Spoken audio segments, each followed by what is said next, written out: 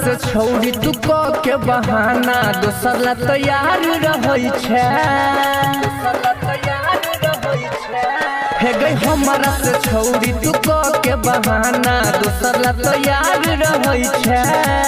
हमारा से छोड़ी तू के बहाना दोसर ला तैयार रहै छै। गे छोड़ी झूठे प्यार करै छै न गो यार रखै छै।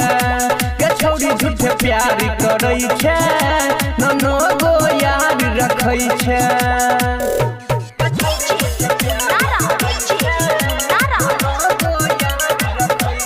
अभी आप सुन रहे हैं खुटौना से मैथिली म्यूजिक की शानदार प्रस्तुति। सब छौरा के लूटे खजाना प्यार के जाल में फंसाई के दोस्तरों से 10-20 लाके रखै छै सबके मिलाई के।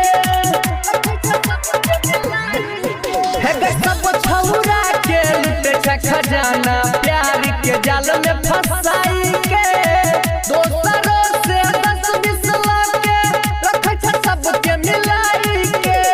हमारा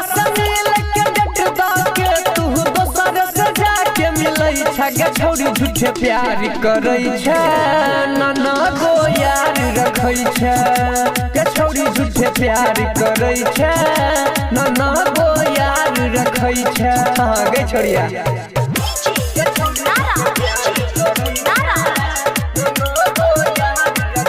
अभी आप सुन रहे हैं खुटौना से मैथिली म्यूजिक की शानदार प्रस्तुति। मिलैला घास काटै के बहाना गे गौ हाला के सबटा छौरा जाने छो तोहर करना गे।